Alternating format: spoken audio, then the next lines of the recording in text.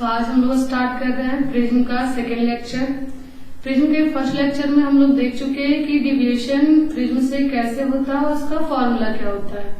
जिसका फॉर्मूला आया, बहुत सारा फॉर्मूला आया था आप लोग को। एक I1 plus I2 minus R1 plus R2, एक आया था A angle of prism equal to R1 plus R2 जिसका वैल्यू हम पुट किए तो आया delta equal to I1 plus I2 minus से।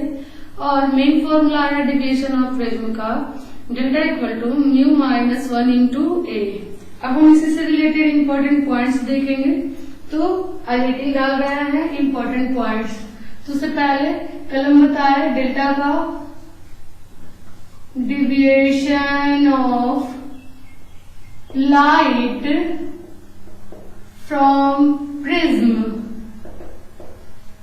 और उसका फॉर्मूला लाया आप लोगों को delta equal to I1 plus I2 minus R1 plus R2।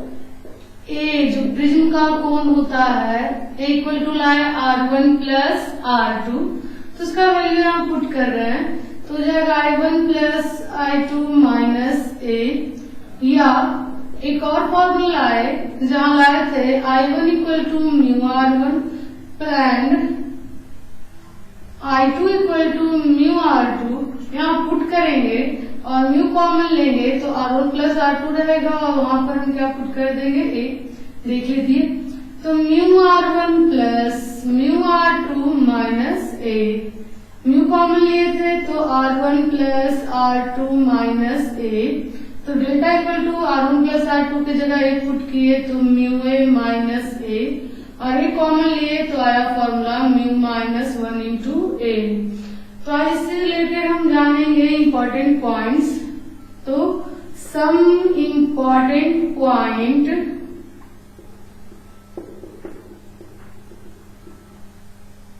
Of deviation from prism. Deviation किसका? तो लाइट का। Deviation of light from prism. Prism से प्रकाश के विचलन की कुछ महत्वपूर्ण बिंदुएं हम लोग जानेंगे। तो प्रिज्म डिविएशन दिखाता, हम देख रहे थे कि डिविएशन जब हो रहा था तो रे जिस पाथ पर चलना चाहिए था उस पाथ से जब प्रिज्म से बाहर निकलती थी तो वो क्या हो रही थी, उस प्रिज्म के पाथ पर ना चलकर उससे डिविएट हो जा रही थी। तो डिविएशन डिपेंड्स किस फैक्टर पे करता है। तो सबसे पहला पॉइंट आप फॉर्मूले को देखें। फॉर्मूला में आ रहा I1 I2 R1 R2 यानी डिविएशन फर्स्टली हम यहाँ से बता सकते हैं कि deviation depends upon incident angle. Deviation जो होता है वो प्रिज्म पर रे ऑफ लाइट जितना एंगल से इंसिडेंट करती है, आपतित होती है, उस कोण पर निर्भर करता है। और किस पे निर्भर करता है? तो एंगल ऑफ प्रिज्म पे delta equal to mu minus 1 into ए।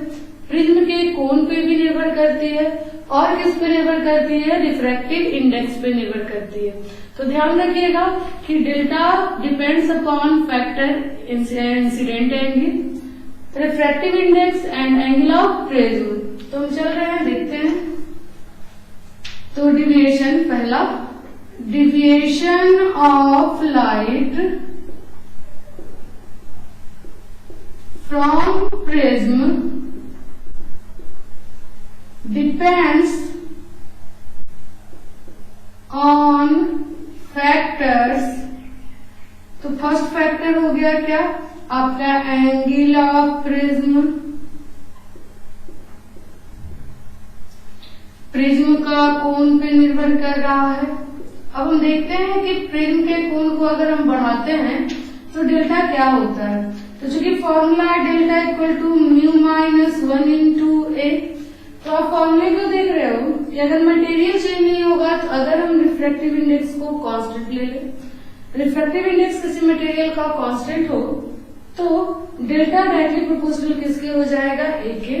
कब? जब म्यू क्या रहेगा? एक कांस्टेंट है,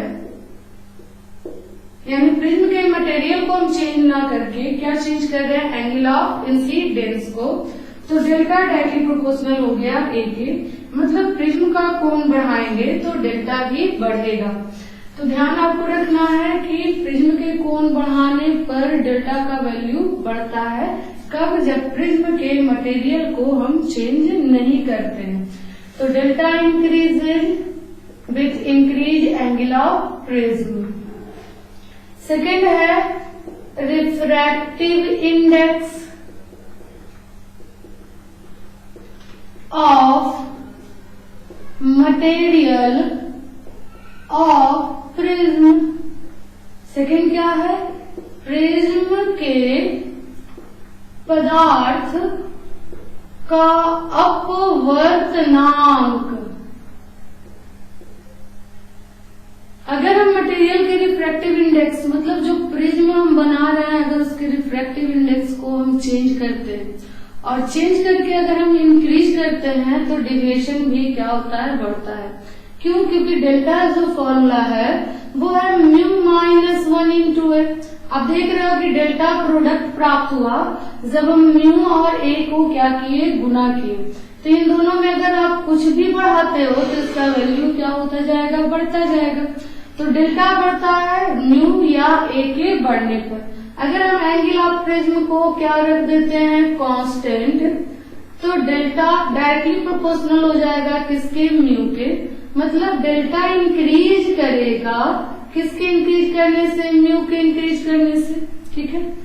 थर्ड फैक्टर है तो ध्यान रखिए, अगर हम कहेंगे कि रिफ्रैक्टिव इंडेक्स 1.52 था 1.56 हो गया तो डेल्टा का वैल्यू क्या होगा, तो आप कहोगे कि डेविएशन प्रिज्म में ज्यादा होगा। अगर 1.2 था 1.50 कर दिए, डेविएशन क्या हो जाएगा, कम जाएगा।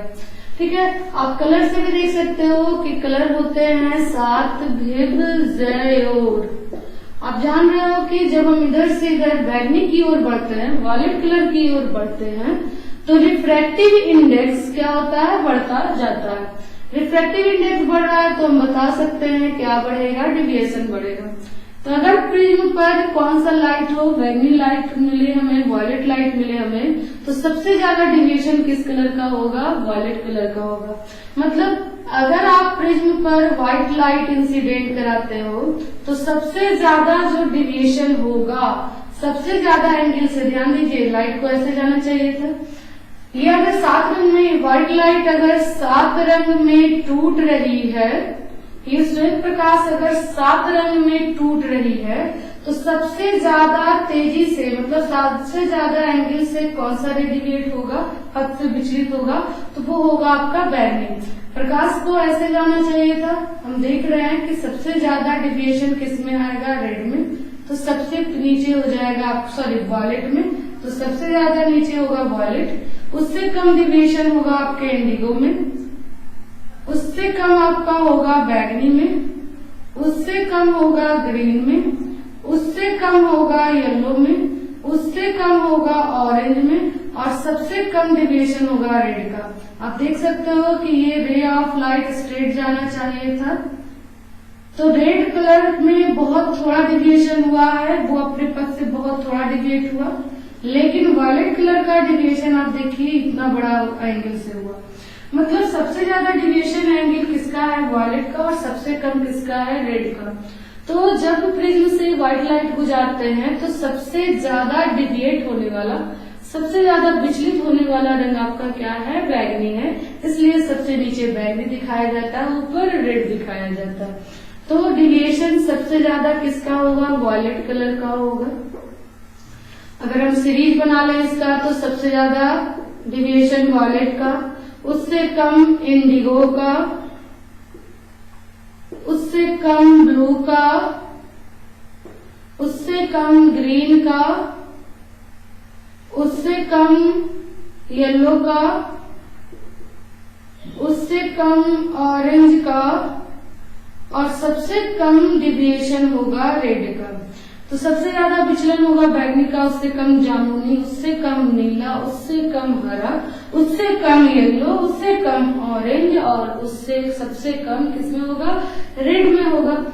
तो आप देख रहे हो कि डेविएशन इंक्रीज करता है रिफ्रैक्टिव इंडेक्स के बढ़ने से, और सबसे ज्यादा रिफ्रैक्टिव इंडेक्स आपके वॉयलेट कलर ऑफ लाइट का होता है। So violet colour of light deviate greater, and सबसे कम किसका डेविएशन होता है, रेड का। इसलिए रेड कलर का डेविएशन विचलन सबसे कम होता है। ठीक है। तो ये पॉइंट्स आपको क्लियर हुआ, इसे नोट कीजिए। वीडियो को पॉज कर आप नोट करें।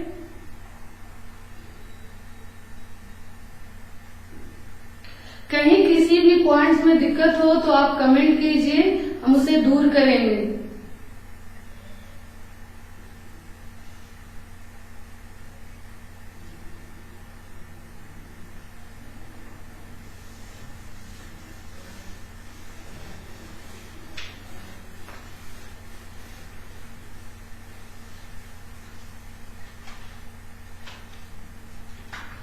अगला और किस पे डिपेंड्स करता है डिविएशन, तो एंगल ऑफ इंसिडेंस पे।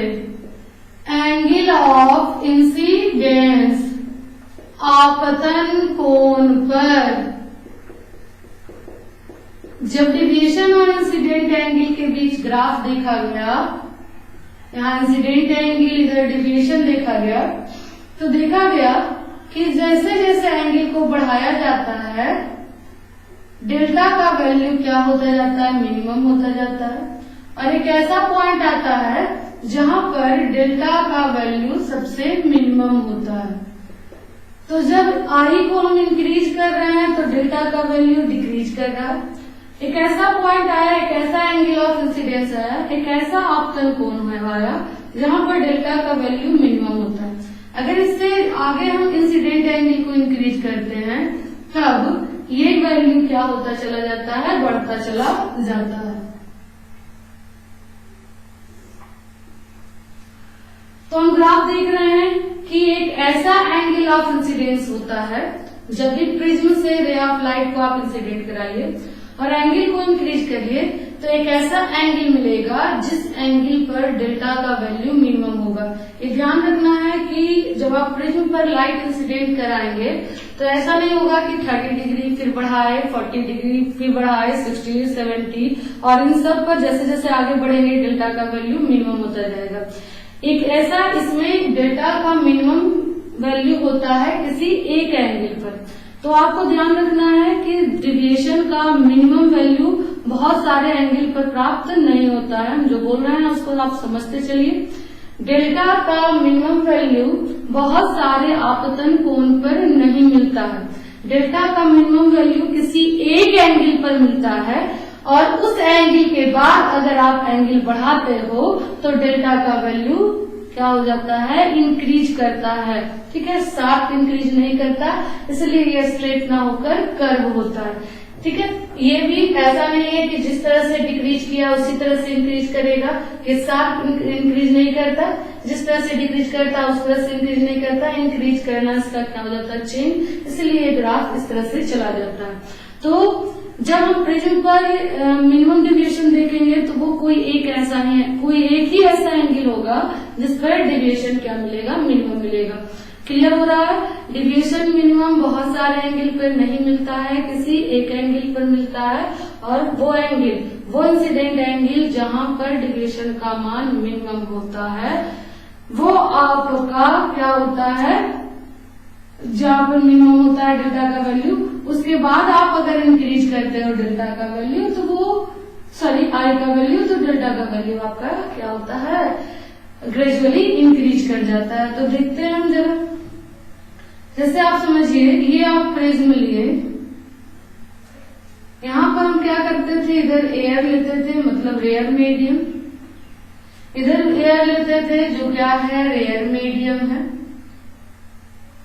नॉर्मल डालते थे, रे को स्ट्रेट जाना चाहिए लेकिन इधर डेंसर मीडियम होने के कारण प्रिज्म है जो ग्लास का बना हुआ है, तो रेयर से डेंसर रे ऑफ लाइट जा रही थी तो ये क्या होती थी, नॉर्मल की ओर बेंड कर जाती थी। ये नॉर्मल है आपका, तो नॉर्मल और आपतित किरण के बीच का एंगल था इंसिडेंट एंगल, ये था आपका रिफ्लेक्टेड एंगल। अब ये डिविएशन यहाँ हुआ था डेल्टा 1। अब ये रे आगे गया और यहाँ डाले हम फिर नॉर्मल, फिर इधर डेंसर से अब रे कहाँ जाएगी, रेयर, तो नॉर्मल से क्या होती थी, दूर भागती थी सीधा न जाकर। ठीक है, आप ध्यान रखना कि अगर हम कहें, अच्छा ये कौन क्या होता था, इंसिडेंट होता था, पी क्यू आर अगर प्रिज्म है तो पी आर सरफेस का इंसिडेंट एंगल R2 और रिफ्रैक्टेड एंगल होता था I2। अब आप लोग के दिमाग में ये भी आता है कि मैम आप यहाँ आपतन को तो हम जनरली इंसिडेंट एंगल को हम किससे दर्शाते हैं, इंसिडेंट एंगल को हम जनरली दर्शाते हैं I से, और रिफ्रैक्टेड एंगल को दर्शाते हैं R से। तो मैम हम यहाँ उल्टा क्यों दर्शा रहे हैं? यहाँ तो ठीक है आपतन I है, रिफ्रैक्शन रिफ्रैक्टेड एंगल R है, लेकिन PR के लिए रिफ्रैक्टेड एंगल नहीं, R2 क्या है, इंसिडेंट एंगल, और I2 क्या है, रिफ्रैक्टेड एंगल या इमर्जेंट एंगल। यहाँ उल्टा क्यों दर्शाते हैं? तो ध्यान रखने के लिए आपको ध्यान रखना है कि प्रिज्म में जब भी आप एंगल लीजिएगा तो सेम मीडियम में सेम साइन से दर्शाइएगा। मतलब अगर रेयर है, इधर भी रेयर है, तो इंसिडेंट एंगल को I से आप दर्शाए हो, तो यहाँ भी जो एंगल होगा उसे आप क्या से दर्शाओगे, I से। मतलब सेम मीडियम में सेम साइन से दर्शाना है। प्रिज्म के डिस्ट्रीब्यूशन में यही आपको ध्यान रखना है कि सेम मीडियम में सेम साइन होगा एंगल का। तो अगर मीडियम आप रेयर में I लिए हैं, तो रेयर मीडियम में आप क्या से दर्शा रहे हो, I से, और डेंसर मीडियम में देखिए ये भी एंगल R से दर्शाए, ये भी एंगल R से। तो डेंसर मीडियम में सेम साइन से दर्शाना आपको, जो हम क्या से दर्शाए, R से। इसलिए डेंसर में ये R है तो इसे भी हम R से दर्शाए, ये I है तो इसे भी I से दर्शाए। लेकिन ये PR सरफेस के लिए ये R है इंसिडेंट एंगल, और I क्या है, इमर्जेंट एंगल या रिफ्रैक्टेड एंगल। ठीक है, तो आपको समझना है यही चीज कि प्रिज्म में जब भी हम लोकेट करेंगे तो सेम मीडियम में सेम साइन से एंगल को रिप्रेजेंट करना है हमें। चलिए, इसलिए हम क्या करते हैं कि अंदर वाले को सेम साइन से लेते हैं और बाहर वाला मीडियम सेम है तो इसे सेम साइन से दर्शाए। खैर, हम बता रहे हैं कि प्रिज्म में कोई एक ऐसा इंसिडेंट एंगल होता है, कोई एक ऐसा इंसिडेंट एंगल होता है जिस पर डेल्टा का वैल्यू मिनिमम होता है। जैसे आप देख लो, यहाँ हम इंसिडेंट करा रहे हैं 30 डिग्री पर, और ये रे ऑफ लाइट इधर बाहर निकल रहा है I2। अगर कोई ऑब्जर्वर यहाँ से देख रहा है तो वो कहेगा रे ऑफ लाइट कितना पर इंसिडेंट हो रहा है, 30 पर, और हम कहें इस 30 डिग्री पर डेल्टा का वैल्यू क्या मिल रहा है, मिनिमम मिल रहा है। हम मान लेते हैं कि 30 डिग्री वो इंसिडेंट एंगल है जहां पर डेल्टा का वैल्यू क्या मिल रहा है, मिनिमम। तो कहेगा, कोई ऑब्जर्वर को हम पूछेंगे तो वो कहेगा कि जब इंसिडेंट एंगल 30 डिग्री है तो डेल्टा का मान मिनिमम है। अगर हम किसी ऑब्जर्वर को इधर रखें, अब इस सरफेस से ना देखकर इस सरफेस से देखें, तो ये भी ऑब्जर्वर क्या कहेगा, क्या ये दूसरा एंगल हो जाएगा? ये 30 डिग्री पर डेल्टा मिनिमम है तो क्या ये कोई और दूसरा एंगल हो जाएगा जिस पर डेल्टा मिनिमम होगा? नहीं, क्योंकि हम अभी देखें कि वो इंसिडेंट एंगल वो एक ही एंगल होता है जिस पर डेल्टा का वैल्यू मिनिमम होता है। तो यहाँ का ऑब्जर्वर भी क्या कहेगा कि ये 30 डिग्री होगा जिस पर डेल्टा का मान मिनिमम होगा। तो आप देख रहे हो, तो जितना पर इंसिडेंट किया उतना ही पर प्रिज्म से बाहर देखा जा रहा है, तो हम कहेंगे डिविएशन क्या है, मिनिमम। तो मिनिमम डिविएशन का ये कंडीशन होता है कि I1 इक्वल टू क्या होना चाहिए, I2, दोनों एंगल क्या होना चाहिए, सेम। इसलिए हम इस पॉइंट को जोर दे रहे हैं, आप ध्यान देना है कि I दो एंगल नहीं होता है, I एक ही एंगल होगा जिस पर डेल्टा का मान मिनिमम होगा। तो I1 जो होगा वही क्या होगा, I2। तो मिनिमम डिविएशन के लिए दोनों एंगल क्या होंगे, बराबर होंगे। क्यों होंगे? क्योंकि डेल्टा मीन किसी एक ही एंगल पर प्राप्त होता है, दो एंगल पर प्राप्त नहीं होता है, जो हम ग्राफ से देखते हैं। ठीक है, इसी तरह अंदर का एंगल ही R1 है, तो इसी स्ट्रेट पाथ डिविएशन मतलब लाइट नहीं विचलित हो, लाइट सीधा चले, तो ये R1 है और ये R2 है, तो ये दोनों का वैल्यू बराबर होगा। तो ये पॉइंट आप ध्यान रखिएगा। मिनिमम डिविएशन के लिए हम लिख रहे हैं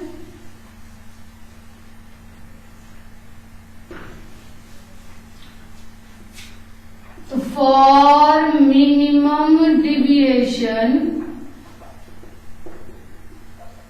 I1 equal to I2, same medium का रिफ्रैक्टिव इंडेक्स सेम होना चाहिए। ये किस मीडियम का है, रेयर मीडियम।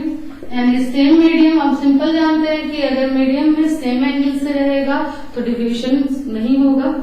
अगर रे ऑफ लाइट सीधा जा रहा, I भी 0 है, R भी 0 रहता था, तो हम क्या कहते थे कि डिविएशन नहीं होगा। बिल्कुल उसी तरह I1 इक्वल टू क्या होना चाहिए I2 और R1 इक्वल टू क्या होना चाहिए R2, जो किस मीडियम के लिए है, डेंसर मीडियम के लिए। तो आपको हम जो बताए क्लियर होना चाहिए कि रे ऑफ लाइट का मिनिमम डिविएशन होगा जब कोई रे जितना एंगल पर इंसिडेंट होगा उतना ही एंगल पर वो फिर दिखाई दे। मतलब इधर से देखे या इधर से देखे, दोनों तरफ से एंगल सेम होगा तो हम कहेंगे कि लाइट डिविएट होकर नहीं आ रही है, बल्कि डिविएशन क्या है, मिनिमम है। तो मिनिमम डिविएशन का कंडीशन I1 इक्वल टू क्या I2, बिल्कुल उसी तरह R1 इक्वल टू R2। ठीक है, मतलब सेम मीडियम का एंगल क्या होना चाहिए, सेम होना चाहिए। किसके लिए, मिनिमम डिविएशन के लिए। नोट डाउन करिए इसे।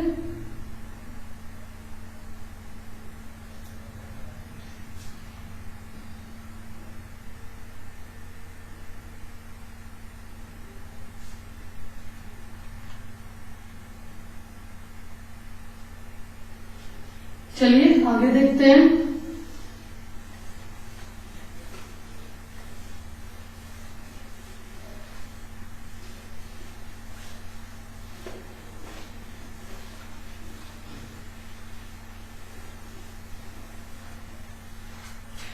तो डेल्टा का फॉर्मूला है, अब इस पे कुछ न्यूमेरिकल्स हम देख लेते हैं ताकि क्लियर हो जाए पॉइंट। तो डेल्टा का क्या क्या फॉर्मूला आया था, I1 plus I2 minus R1 plus R2। Delta का और formula R1 plus I2 minus A, जहाँ A equal to R1 plus R2, और आया mu minus 1 into A। Example देखिए फर्स्ट, अगर कहे if the angle of prism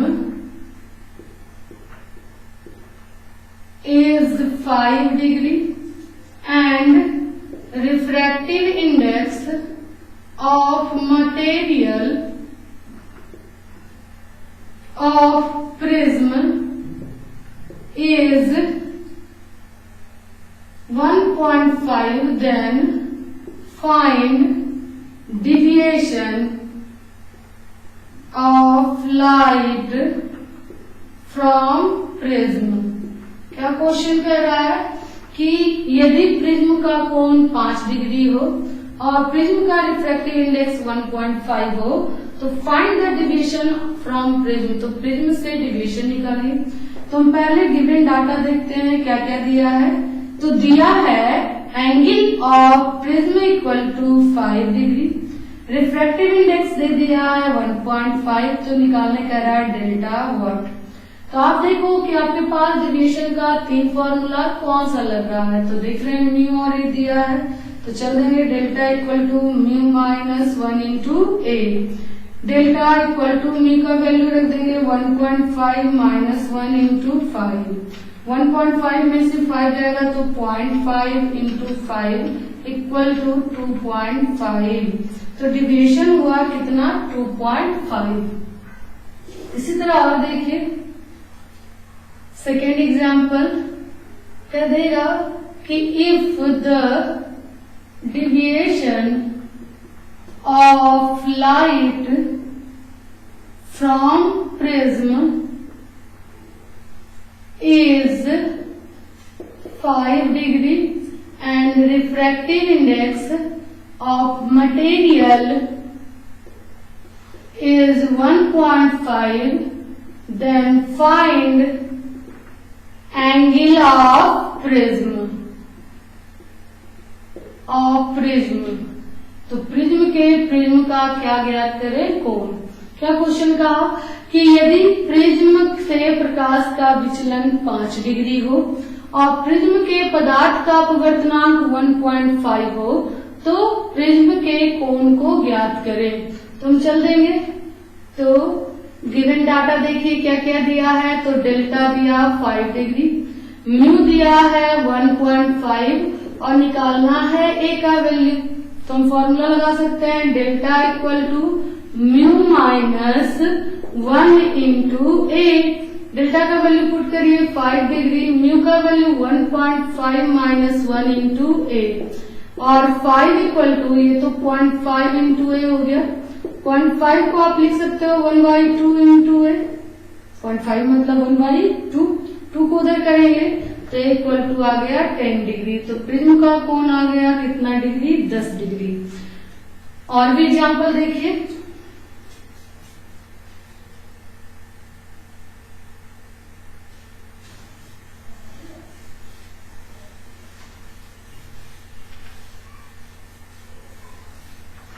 बहुत सारे इंपॉर्टेंट पॉइंट्स हैं, तो हम जैसे जैसे आगे बढ़ेंगे जिस जिस थ्योरी का इंपॉर्टेंट पॉइंट होगा उसको देते चलेंगे।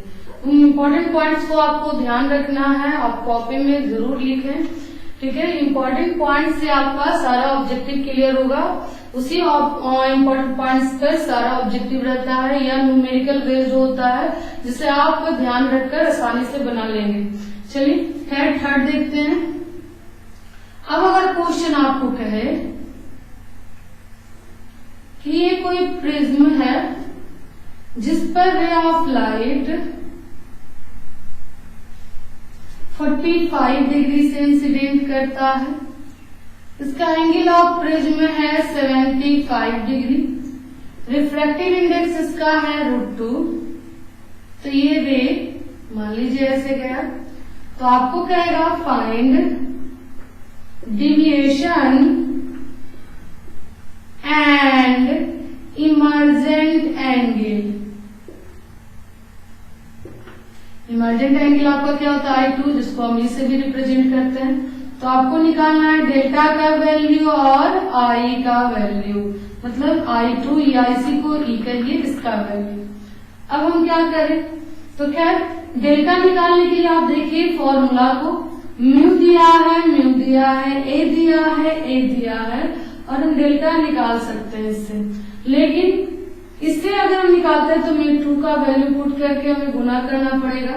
उससे भी आसानी से अगर I2 निकाल लें तो I1 प्लस I2 माइनस ए, इस पे पुट कर देंगे, I2 का वैल्यू निकालना ही है। तो हम पहले क्या करते हैं, I2 का वैल्यू निकालते हैं। तो I2 का वैल्यू निकालने के लिए क्या करें, तो I2 के लिए ये देखिए ये एंगल R1 है, ये एंगल R2 है। एक प्रिज्म के कोण का फॉर्मूला क्या है आपके पास, R1 प्लस R2। अगर I2 एंगल निकालना है तो आप जान रहे हो कि रिफ्रैक्शन जहां होता है, अपवर्तन जहां होता है, वहां एंगल या रिफ्रैक्टिव इंडेक्स निकालने के लिए एक ही नियम है, स्नेल का नियम। तो I2 निकालने के लिए हम स्नेल का नियम लगाएंगे। मान लीजिए इसका नाम दे देते हैं PQR। तो PR सरफेस पर स्नेल का नियम लगाएंगे I2 निकालने के लिए। तो स्नेल का नियम आप लगाओगे तो साइन I2 बटा साइन R2 लगाओगे, तो उसके लिए I2 तभी निकलेगा जब पहले किसका वैल्यू पता हो, R2 का। तो हमारा काम रहा पहले R2 निकालने के लिए। अब R2 कैसे निकलेगा, तो प्रिज्म के कोण का फॉर्मूला R1 प्लस R2। अब ए का वैल्यू तो पता है, R2 निकालना है, तो हमारा काम रहा पहले किसका वैल्यू निकाल लेना, R1। तो हम सबसे पहले किसका वैल्यू निकालेंगे, R1 का, फिर किसका R2 का, फिर किसका RE का। तो चलिए पहले R1 निकालते हैं, फिर एंगल निकालना है, तो क्या लगाएंगे, स्नेल का नियम, लेकिन किस सरफेस के लिए, PQ सरफेस के लिए। तो चलेंगे, ध्यान दीजिएगा।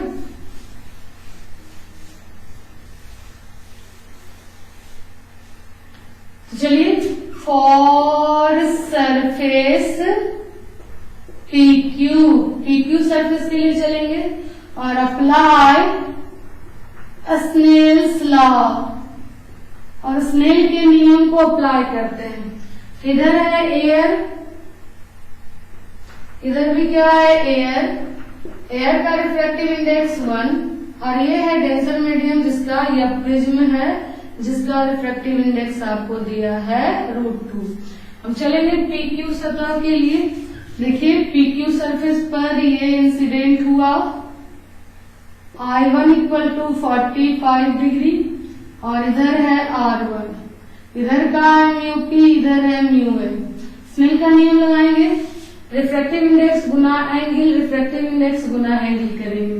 तो इधर का रिफ्रैक्टिव इंडेक्स μA है इंटू साइन I1 बराबर, इधर का करेंगे μP इंटू, इधर का एंगल है साइन R1। स्नेल का नियम इस रूप में भी लगाएंगे हम, तो μA गुना उसका साइन एंगल, μP गुना उसका साइन एंगल।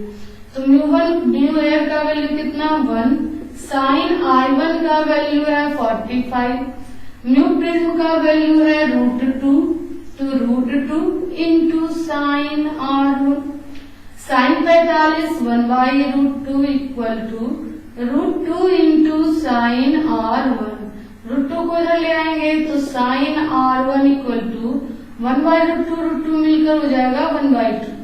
साइन में 1/2 वैल्यू कितना का, साइन 30 का, तो साइन से साइन खत्म, कैंसिल, तो R1 इक्वल टू आ गया आपका 30। चलिए एक वैल्यू निकला, तो R1 निकल गया, तो हम किसका वैल्यू निकालेंगे, R2। अब R2 का वैल्यू निकालने के लिए हम क्या चलेंगे, प्रिज्म के कोण से। तो चूंकि प्रिज्म का कोण होता है equal to R1 plus R2, और A का वैल्यू दिया है 75, R1 दिया है 30 प्लस R2।